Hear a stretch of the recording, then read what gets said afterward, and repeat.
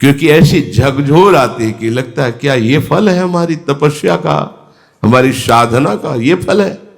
नहीं नहीं, ये तो पवित्र किया जा रहा है। फल तो प्राप्त होगा तो अखंड प्रसन्नता, अखंड सुख, कदम कदम पे दुख। ये वीरों का मार्ग है, कायरों का नहीं कि दुख देखा विपत्ति देखी भाग पड़े। ये वो मार्ग है। बहुत सहनशील चाहिए। इसीलिए सबसे पहला परमार्थ के पथिक का लक्षण है तितिक्षवा, माने सहनशील। हर बात सहूंगा, हर कष्ट सहूंगा, कभी आपसे शिकायत नहीं करूंगा। ये पक्का समझ लो, बिना ऐसी निष्ठा ले आप इस पे नहीं चल सकते, नहीं चल सकते। ये निश्चय कर लो कि मुझे इस जन्म में भगवत प्राप्ति करनी है, ठीक है, अब मैं हर कष्ट सहूंगा। आप जैसे जैसे ज्यों ज्यों राखत हो त्यों त्यों रहियत हो हरि। हम प्रश्न नहीं करेंगे आप मुझे ऐसे कष्ट में क्यों रखते हैं। बड़े बड़े महापुरुषों को देखा गया है, ऐसे अधर्माचरण करने वालों को भी देखा है कि जुखाम नहीं, कुछ नहीं, खाए पिए बैठे चले गए, दिल फेल हुआ चले गए। बड़े बड़े महापुरुषों कैंसर ये हो, महीनों बिस्तर में ऐसे। क्यों? अब इनका ये आखिरी जन्म है, अब ये भगवान के परम धाम में जा रहे हैं।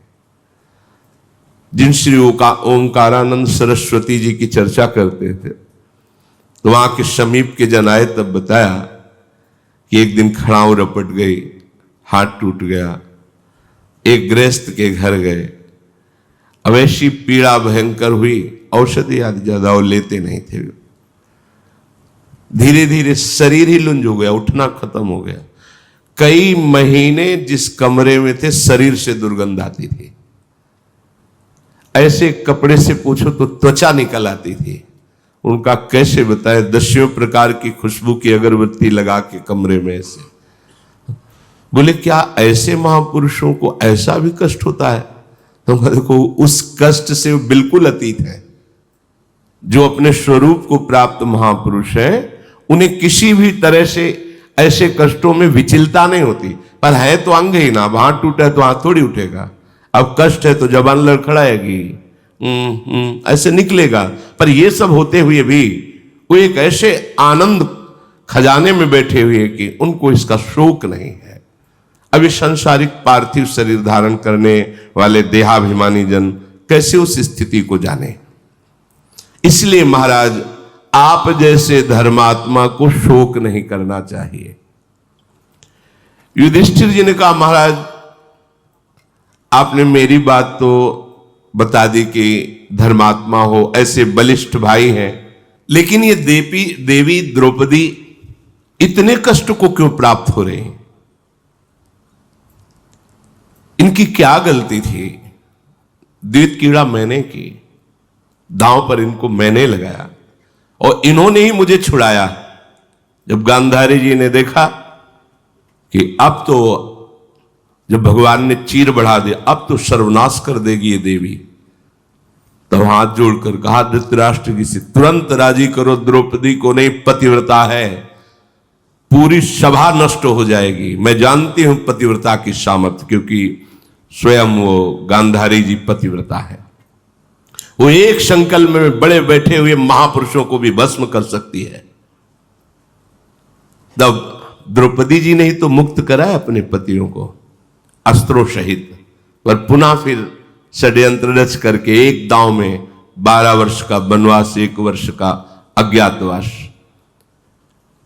पर ऐसी देवी मेरा त्याग नहीं किया, वनवास भी मेरे साथ है, फिर भी उसका अपहरण हुआ जयद्रथ के द्वारा, बलपूर्वक अपहरण किया गया, जो ऐसी देवी का नहीं होना चाहिए।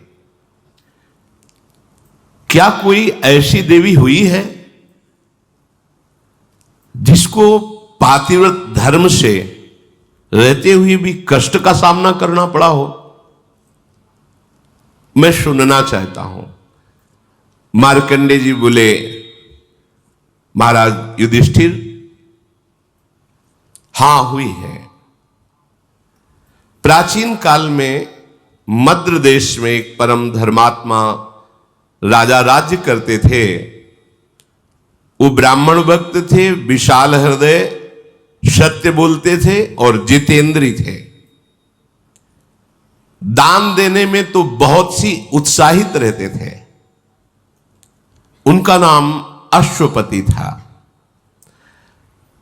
क्षमाशील, सत्यवादी, जितेंद्री, दानी, धर्मात्मा होने पर भी उनके कोई संतान नहीं थी। जब देखा कि बहुत अवस्था बीत गई, कोई संतान नहीं, कोई राजगद्दी संभालने वाला, तो उन्होंने संतान उत्पत्ति के लिए कठोर नियमों को धारण किया। निश्चित समय शाम के सूर्य उदय के बहुत पहले थोड़ा सा प्राण पोषण के लिए ले लेना और निरंतर ब्रह्मचर्य रह करके साधन परायण रहना, पूर्ण इंद्रियों का संयम। अश्वपति बड़े बड़े विद्वानों के साथ उनके बताए हुए अनुष्ठान गायत्री मंत्र के द्वारा 1,00,000 आहुति रोज देना, रोज 1,00,000 गायत्री मंत्र पूर्ण करते हुए आहुति देना और जितेंद्री रहकर अल्पाहार करके साधन परायण रहना। 18 वर्ष बीत गए साधन करते हुए। देख लो, 4 दिन साधन में लगते हो, चाहते हो कि परिणाम आया कि नहीं आया, वो व्यर्थ नहीं जाएगा, पर धैर्यवान रहो। ये परमार्थ है, तुम्हारे अनंत जन्मों के पाप जमा है, कोई 1-2 जन्म के थोड़ी जमा है। उबने की जरूरत नहीं है। रोज 1,00,000 मंत्र गायत्री से आहुति देना विद्वानों के द्वारा, एक बार प्राण पोषण के लिए थोड़ा आहार ले लेना, पूर्ण जितेंद्री रह करके 18 वर्ष व्यतीत हो गए साधना करते हुए। साक्षात मूर्तिमान गायत्री देवी, सावित्री देवी प्रकट हुई। जहां स्वाहा आहुति दी जाए उसी से प्रकट हुई। समस्त ब्राह्मण अश्वपति उठकर खड़े हो गए, क्योंकि वेद माता है, परम सामर्थ्यशाली है। महान तेज यज्ञ मंडप पर छा गया। सावित्री जी अमृत के समान वचन बोली, राजन,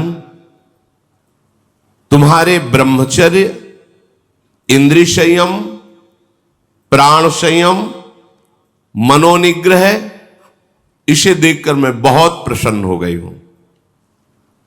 अश्वपति ने कहा, माता, मैं केवल धर्म की पूर्ति के लिए यह अनुष्ठान किया था, क्योंकि एक राजा होते हुए गृहस्थ हूं और मेरे संतान नहीं है, इसलिए मुझे वंश प्रवर्तक, राजगद्दी संभालने वाला पुत्र चाहिए। हे देवी, यदि आप प्रसन्न हैं तो आप मुझे पुत्र प्रदान कीजिए, क्योंकि ये न्यायुक्त संतानोत्पादन परम धर्म है गृहस्थ का। सावित्री जी बोली कि मैंने पहले ही विचार कर लिया था आपके इस भाव को, और ब्रह्मा जी से प्रमाणित करवा लिया है, क्योंकि विधान उन्हीं के द्वारा रचा जाता है। जो भाग्य में भी नहीं है उसको बदला जा सकता है तपस्या के द्वारा, भजन के द्वारा। तुम्हारे यहां एक संतान होगी कन्या रूप में। इस विषय में तुम्हें कोई प्रतिवाद नहीं करना। प्रतिवाद उत्तर, मैंने तो पुत्र मांगा था, ऐसा नहीं, एक कन्या होगी। बहुत प्रसन्न हुए, संतान तो हुई, आनंदित हो गए। देखो, कन्या या बालक दोनों समान हैं। अगर प्रधानता देखी जाए तो कन्या की ज्यादा है। वो दोनों कुलों का उद्धार करती है, माता पिता का और सास ससुर का, दोनों का। उसका पुत्र से भी अधिक श्रेष्ठ पद है कन्या का। आज बुद्धि भ्रष्ट हो गई है, कन्या को हे भाव से देखते हैं। गर्भ में कन्या है तो ऐसी क्रूरता माता पिता धारण कर लेते हैं, मरवा दो। कैसा बुद्धि कैसी नीच हो गई। पुत्र से भी श्रेष्ठ कन्या का पद है। अपने तो घरों में देखा है, छोटी कन्या को अपनी ही कन्या के चरण पूछते हैं। बड़े जन चरण छूते हैं, छोटे बालक के थोड़ी छूते हैं, कन्या के छूते हैं। उसे देवी भावना से देखा जाता है। सावित्री जी ने कहा, इस पर तुम्हें कोई प्रतिवाद कर? नहीं, आपकी बड़ी कृपा है। मार्कंडेय जी कहते हैं, राजा बहुत प्रसन्न हुए और सावित्री देवी ऐसा बोलकर अंतर्धान हो गई।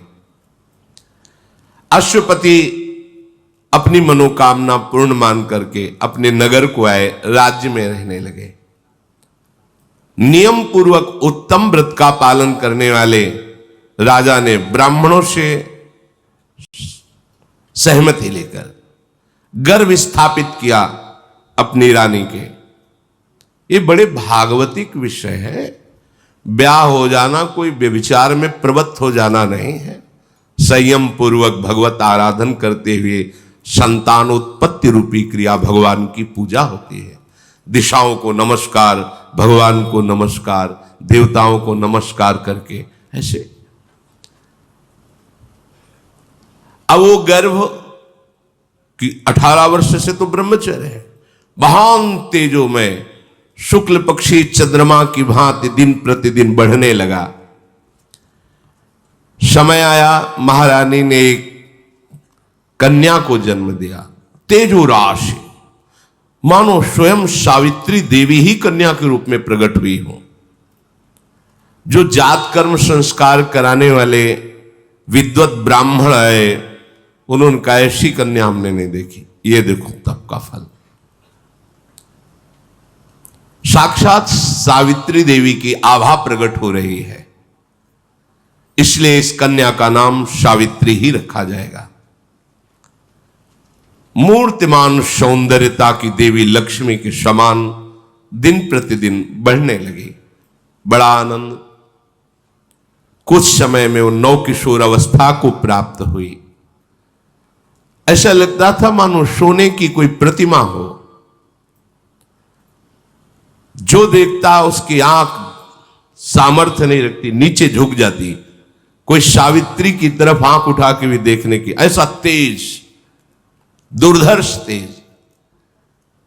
कमल के समान मनोहर नेत्र वाली, अपने तेज से प्रज्वलित हुई अग्नि के समान, किसी भी राजकुमार की हिम्मत नहीं कि उसे वरण कर ले पत्नी के रूप में।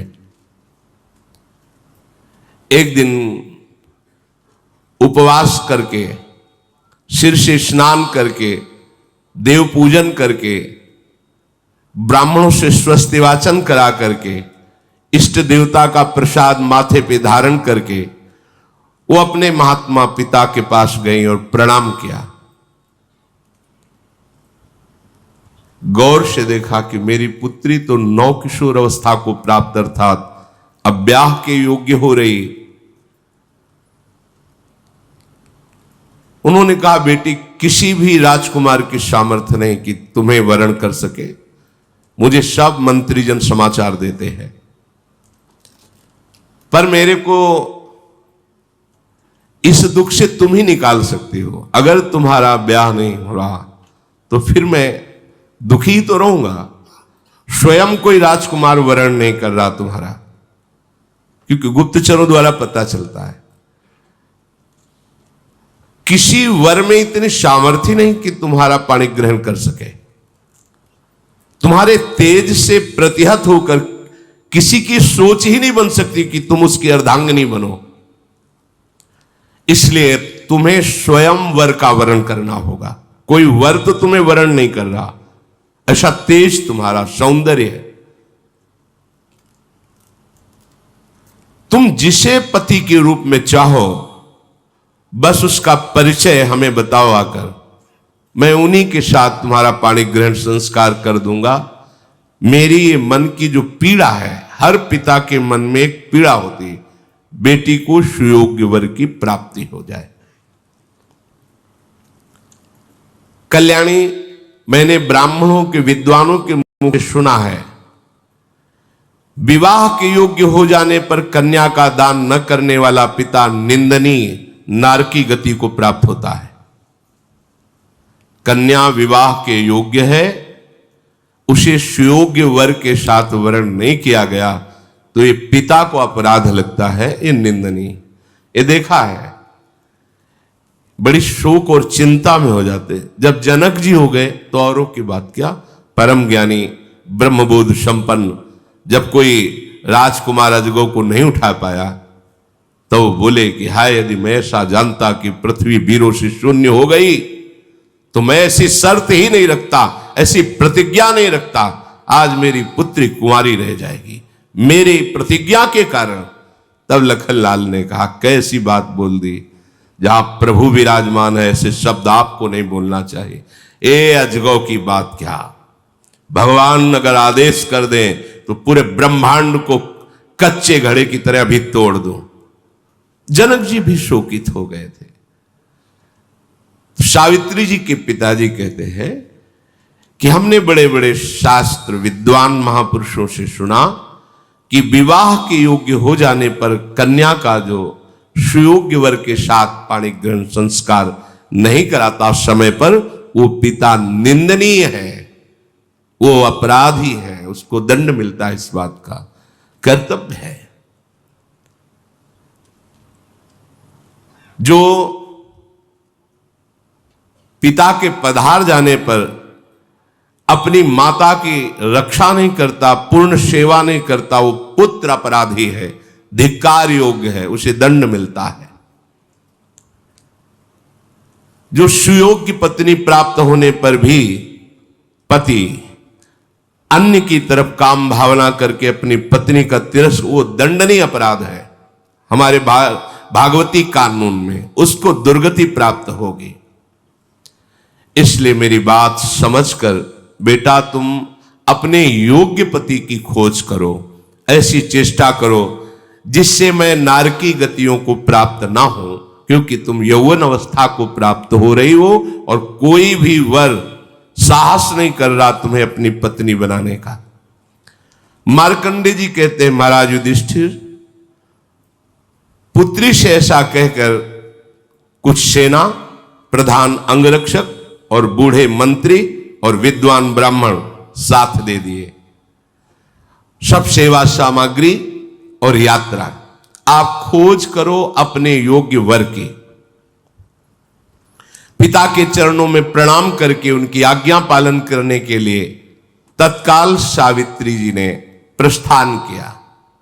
स्वर्णमय रथ आसपास अंगरक्षकों से घिरी हुई, विद्वान ब्राह्मण मंत्री सब साथ चल रहे।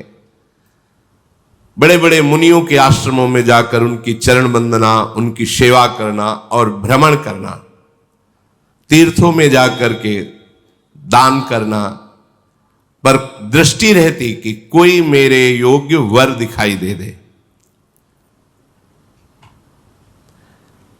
एक दिन की बात है, महाराज अश्वपति सावित्री जी के पिता सिंहासन पर विराजमान थे। उसी समय देखा सर्व त्रिभुवन पूजनीय भगवान देवर्षि नारद जी पधारे। खड़े हो गए, साष्टांग प्रणाम किया, चरण में अर्घपाद्य आदि देकर वंदना करके विराजमान किया। इधर सावित्री जी खोज कर रही थी। उन्होंने देखा जंगल में एक साधारण वस्त्र, एक ही केवल, नीचे कोई वस्त्र नहीं, कोई आभूषण नहीं, कांधे पे कुल्हाड़ और लकड़ी का छोटा सा गट्ठर। देखा और कहा, ये मेरे पति बनने योग्य है। मंत्रियों ने कहा, तुम्हारा इस समय विवेक काम कर रहा है, आप देख रहे कौन है? बोले, मेरे मन ने स्वीकार कर लिया कि ये मेरे योग्य पति हैं, अब आप जानकारी आप कीजिए। तत्काल जानकारी शुरू हुई। पता चला यहीं पास में एक फूस की झोपड़ी है जिनमें इनके माता पिता रहते हैं, वो भी आंखों से अंधे हैं। यही उनका भरण पोषण करते हैं। समिधा आदि लाकर, यज्ञ आदि, फल आदि जंगल के लकड़ी आदि बेचकर कुछ व्यवस्था ऐसी। मूल में कौन है? पता चला कि दुमतसेन नाम के राजा थे। शत्रु पक्ष ने विजय प्राप्त कर ली तो अपने बालक को लेकर जंगल में समय व्यतीत कर रहे हैं, और यहां आने पर वो सब सोच सोच करके इनकी जीवती आंखों की दोनों की चली गई है, और यही अपने माता पिता का भरण पोषण, बस यही मेरे पति है। फिर विद्वानों ने, मंत्रियों ने कहा, आप समझ रही हो, खाने को नहीं है, आप राजकुमारी हो, इतना वैभव। मैंने वरण किया। जब वो सभा में प्रवेश कर रही थी अपने पिता के, तो देवर्षि नारद जी विराजमान थे। पिताजी के साथ देवर्षि नारद जी को बैठा देखकर सावित्री देवी ने नारद जी के दोनों चरणों को स्पर्श करते हुए मस्तक पधराया। नारद जी ने कहा, कहां से आ रहे हो आप? उनका वर की खोज में। अभी अभी मैं आई हूं अपने वर का वरण करके। सावित्री जी ने कहा, आप जानना चाहेंगे? पिताजी सुनो। वो शाल्व देश में दुमतसेन नाम के प्रसिद्ध एक धर्मात्मा राजा थे। शत्रु पक्ष ने विजय प्राप्त करके उस राज्य पर अधिकार कर लिया, तो वो अपने एक पुत्र को लेकर के जंगल में भाग गए, और बहुत सी विपत्तियों का सामना और चिंतन करने का उनके दोनों नेत्र चले गए, राजा और रानी के, और